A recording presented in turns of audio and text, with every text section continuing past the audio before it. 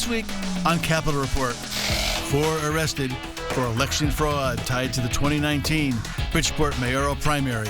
To be honest with you, my flashback was I should be the mayor. Mayor! Governor Lamont weighing in on the matter. I think these ongoing election fraud allegations are just putting a cloud over the city. I don't think the heavy stuff's going to come down for quite a while. All of this, renewing concerns with state leaders about election security. Make sure that the first time we're thinking about an emergency is not when we're in an emergency. We can't have anyone freak out there, okay? Gotta keep our composure. Here to stay, UConn coach Danny Hurley spurns the Lakers to stay in stores. It was obviously tempting. The show goes on! Plus, some good news about legal marijuana and college enrollment. No way. Yes way! Oh, the places you'll go. Capitol Report starts now.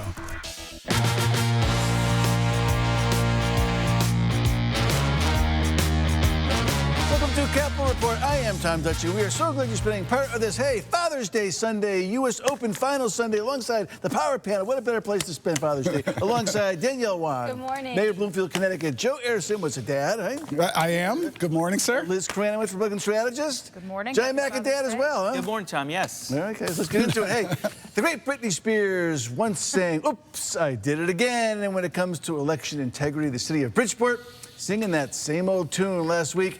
Chief State's Attorney dropped election fraud charges on 4 people stemming from absentee ballot abuse during the 2019 Democratic mayoral primary. In that race, you may recall, Mayor Joe Ganim narrowly inched out challenger State Senator Marilyn Moore, a primary decided by the absentee ballot count. Side note, one of those people facing charges in 2019 mess also at the center of the absentee ballot box fiasco in 2023. Who would have thought that? That led to an election do-over. In fact, she's the vice chairman of the Democratic Party. Lots to unpack here, but let's start with Marilyn Moore and what she had to say about the new charges. Watch this.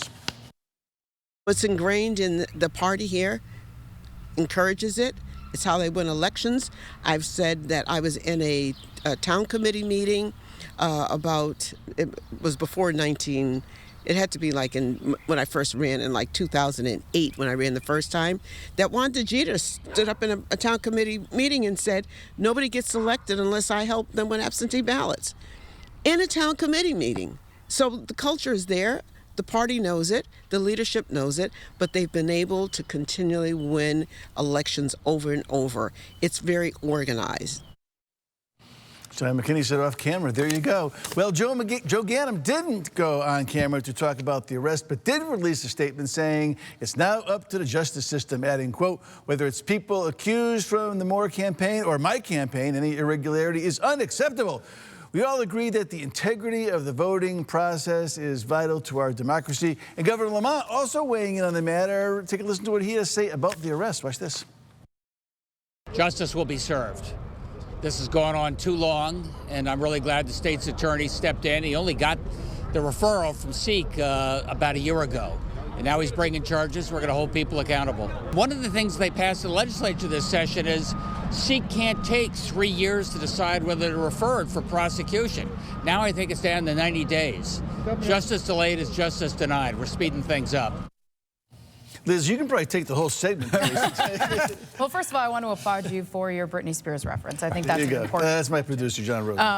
But I think, look, it is the same old story, and Marilyn Moore should be mayor of Bridgeport. And it really does beg the question of why does the establishment pick and choose these candidates, right? Like, what is the underlying issue here? And again, you don't see any Democrats really coming and saying this has to stop. You know, the governor is saying justice delayed, but he's not saying anything about what the underlying issue is here. And the legislature continues to look the other way and do nothing. I don't want to hear another word from a Connecticut Democrat about election integrity. I don't.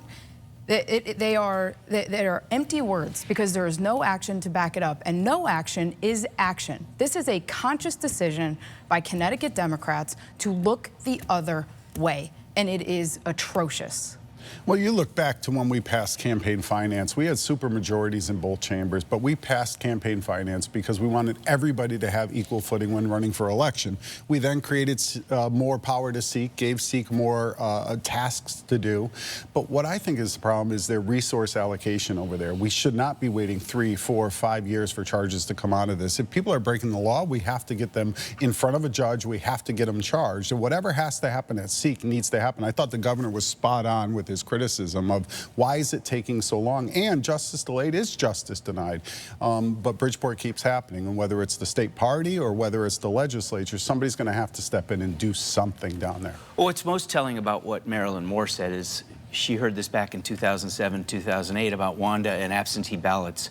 Reminder to our listeners, this is only the 2019 case. We still have the 2023 case. And That'll be in 2027, Senator. Probably. But, you know, I'll never forget when John Rowland got in trouble. Kevin Sullivan, this Democrat Senate president, came to me and said, listen, it's one thing for Democrats to come out and attack a Republican governor. This is going to change when Republicans speak up. Bob Ward did an impeachment inquiry. A bunch of us called for him to resign. We're only going to fix Bridgeport when Democrat leaders in Connecticut say it needs to be fixed. And it's not about the politics. It's about the fact that the city is becoming a national joke. But then you'll wrap it up. No, so this is really going to come down to the local municipalities, and there is a dark cloud over that. And Bridgeport hasn't done anything to help the local places like my particular town. And so it's a systematic issue. We need to look for not just the top line as far as what they're doing at the Capitol, but we're going to need to look at what our town clerks are doing, how they're trained. Everyone hired under the town hall is going to need to be retrained and figure out how to stop the issues when it comes to the door. All right, guys. Well, hey, call it good timing. Governor Lamont, Secretary of State Stephanie Thomas, state election officials, and the feds gathered for a drill last week, an election day emergency drill looking at potential scenarios like threats to voters and the security of election infrastructure. As the saying goes, preparation is the key to success. Watch this. I think this timing, when you think about early voting and also the presidential election, this just made it a perfect time to all get together and make sure that the first time we're thinking about an emergency is not when we're in an emergency. It's really important just to give people confidence. We have elections happening all over the world, and people are throwing shadows on the integrity of the electoral process. And this is one more way we're trying to make sure that people have confidence that our elections here in Connecticut and across the country are done on an above-board basis.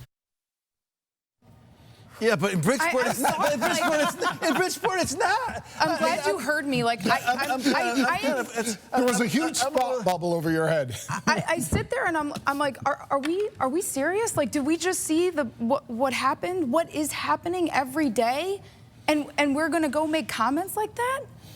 Well, I'm speechless. Well, and I think in fairness, what they're referring to is we're hearing a lot of chatter of what this election is going to be like, especially at the top of the ticket. Let's talk about it. I think our state candidates, our local candidates do a great job. They disagree, they talk about the issues, but some of the issues we're hearing at the federal level, I think they're worried about those, whether it's people interfering with folks' right to vote. I think that was the focus. Should have included a lot of other things. They didn't need a militia to go into Bridgeport to steal elections. But the problem is, you know, the Trump narrative that the 2020 election was stolen, which it wasn't, is fueled by the fact that Bridgeport is stealing elections through absentee ballots. That's the problem we need to address. The other thing, I appreciate Secretary Thomas doing this early to get ready. I wish she had gotten ready on how to hand out petitions for people trying to petition on the ballot. That is a major screw up by her office. And maybe, I'm sure she's sending you a lot of money too to work on the stuff she's talking about, right? I think that we have to reallocate some of that money to make sure that we do intensify the integrity of these ballots when they come in, as far as petitioning and everything. And it impacts that decision, and that mishap does impact my particular local district with a state representative run as well. So more to come, but we have to do more, and I agree, we got to get... In Bridgeport, that means getting bigger duffel bags, right? All right, guys, so last Sunday, we were all in Dan Hurley limbo, but this week, we got to all rest a little easy knowing UConn men's basketball coach is coming back, baby, for a run at a third straight national title. Hurley spurned a reported 6-year, $7 million, probably looking for a hunch, offer from the Los Angeles Lakers. Governor Lamont vowed to make Hurley one of the nation's highest-paid college coaches. Speaking of Hurley, here he is last Thursday talking about why he's sticking to stores. I think it's the ice cream. Watch this. There's so many things that go through your mind. It's like, it's your family. It's where you're best suited to be as a coach. It's the business side. It's your loyalty to players, or like an Alex, or the players that came in here that believe in what we do. It's the relationship you have with people in Connecticut, like the way they've embraced me when I got here. I love Lamont's comment saying, that he's going to make him the richest, the highest paid college coach. And then when asked where did the money come from, he says, oh, you kind of figured that out, right? Well, look, the governor actually put himself into this, and it could have gone either way. He talked about how he was communicating with Coach Hurley over the weekend, talking to him. We all know he's been at the UConn games. I think this is an incredible victory for the state of Connecticut as a whole. It continues that positive narrative. Good for the governor putting his finger on the scale and doing it. I know he clapped back at John McKinney and I, essentially saying, ye of little faith. So, Governor, we have faith in you. We're happy you got involved to get Dan Hurley back here and onto a three. And the Ritters are off suicide watch. Yes, I believe they are. I should check in with them. I mean, let's take it to a political level. Clearly, the tax environment in Connecticut is better than the tax environment in California, where his annual pay here is going to go maybe a little bit farther than it would go in California. Look, the bigger problem, though, facing UConn, too, is they're running a Power 5 athletic department on a less than Power 5 conference alignment. And now with the revenue sharing agreement coming from the NCAA, we have to figure this out. I love the Big East, love the Big East tournament, but does it work for a Power 5 conference school? Well, let's see how we leverage keeping Dan Hurley here in Connecticut. I think we need to figure out how to leverage that more, bring in some more revenue. I don't know how we do that, but I think it's absolutely a positive plus that he remains in Connecticut. Yeah, and I was probably like everybody else, looking at Twitter, listening to ESPN, Yes, what's he going to do? And I hear, the ESPN basketball analyst quoting Governor Lamont about bringing Danny Hurley back. So rare for a governor to get involved, but a great job and congratulations. McKinney quoting the great Woj, guys. Up next on Cap Report, are you ready for some ranked choice voting? What is it? How would it work? Newsdate's political contributor Mike Cerulli is here. Give us a full explanation when we get back. Do not go away. Great Cerulli. Where's Mike's lighting? Over that press conference.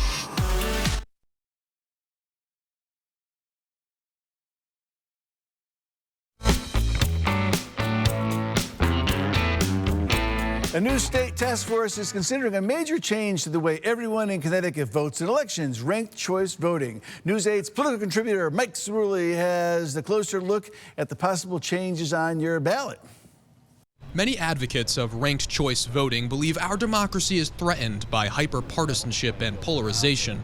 Monty Frank is one of those advocates. He was running mate to the late Oz Grable, the third-party candidate for governor in 2018. The current system rewards factions, and it rewards the fringes of a party. So the more polarizing you are, the better you do in a partisan winner-take-all primary. 29 states already have some form of ranked choice voting. In the most common type of ranked choice election, the vote counting starts with seeing how many voters listed each candidate as their first choice. If no candidate receives a majority of first choice votes, Round 2 eliminates the lowest vote getter and counts all the second choices of the voters who listed the eliminated candidate first. The process repeats until someone has a majority.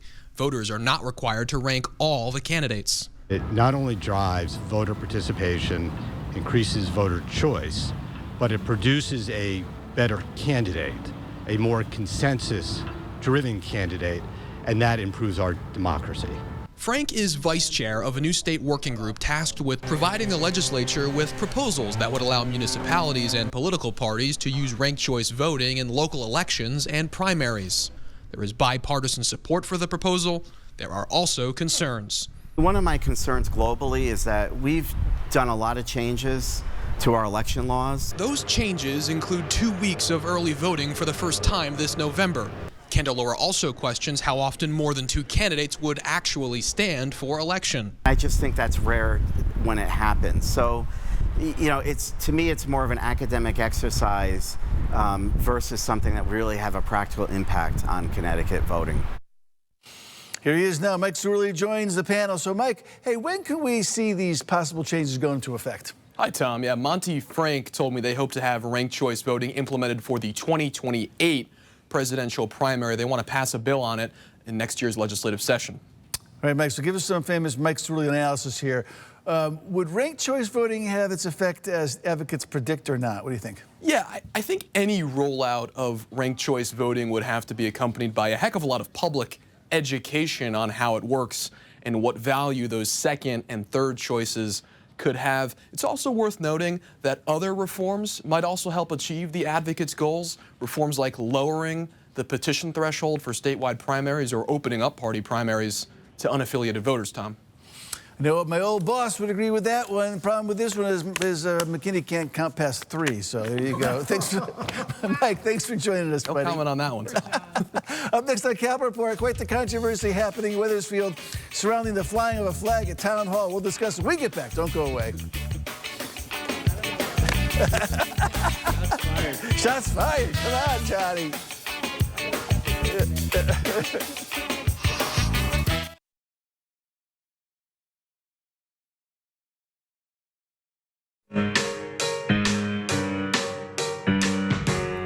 Well, a recent decision by the Wethersfield Town Council to prevent the flying of the thin blue line flag to recognize the death of State Trooper Aaron Pelletier has led to some town officials receiving death threats. One member of the Democratic-led council says the flag represents racism and antagonism to many people, and the town's flag policy prohibits it. Feelings are mixed on the issue. Here's Governor Lamont, Republican State Rep Greg Howard on the matter. Watch this. Sounds like a local Wethersfield situation. I hope people are as upset about those that are flying the American flag upside down as they are with this particular Wethersfield incident. Sure, that may be a local issue to Wethersfield. But when there was a local issue to Minnesota, we took sweeping action in this state to hamstring our law enforcement for political gain of some. And now the people of the state of Connecticut are suffering the consequences. So, Mayor, I guess all our towns and cities have to have flag policies, right? We do. So my particular town does have a flag raising policy, and you know they vary from municipality to town to city depending on this. But I do want to say that I do believe that the vote no to raise that flag was the right thing to do. Regardless of the intent of that flag, it is received in many different communities as hostile, as racist, as representing neo-Nazis, white nationalists, and such. And it's unfortunate because largely, you know, we support our law enforcement, our police departments. Of course, I have one of the best ones in the state, and I will brag about them. They're amazing. But when you have to decide to raise a flag that is offensive to certain communities, you gotta fall back. So I do believe that the Wethersfield folks did the absolute right thing. And the fact that the ones that voted no received death threats to their homes in violation of these folks that represent and serve their town publicly received death threats just shows the point of that people that support that flag are violent in nature. And we have to rethink how we do things, and it ruins it for the whole group. Yeah.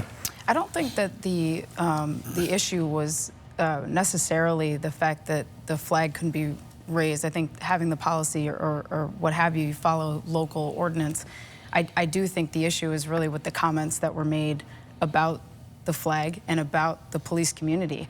And I think particularly when you are charged with overseeing police officers and one of them has been killed in the line of duty, and you're making a blanket statement about law enforcement like that, I think it's very difficult for the police officers in your town to look at you and say, I'm going to go to work every day and do my job. So I don't think the issue is necessarily with the flag. I think it's with the comments that were made. And I know Representative Howard, he is a very even-keeled, mild-mannered guy, but he represents the police community. And for them, The flag represents the brotherhood and the law enforcement. These are people who go to work every day knowing they could not come home. Yeah, one of the things that I had to decide as speaker is we had to give permission to fly certain flags. And numerous times we're sitting in that back office, whether it's the Jolly Rancher, the pirate flag, whether it's the Don't Tread on Me, and they have all these meanings. And here I am as the speaker trying to remain fair and everything and researching flags. This is the problem that happens when these organizations adopt a flag and start waving their flags at their various rallies. Just get them off. What are we going to do? Talk about hanging the flag upside down at the Capitol again? Yeah, I mean, the easiest policy is the American flag, the state flag, and your town flag, but obviously we want to recognize other groups. All right, guys, next on Capitol Report, is there a coalition between states with legal marijuana and enrollment at their colleges? Yes. We'll be right back. Yeah, why would you want to come to Connecticut?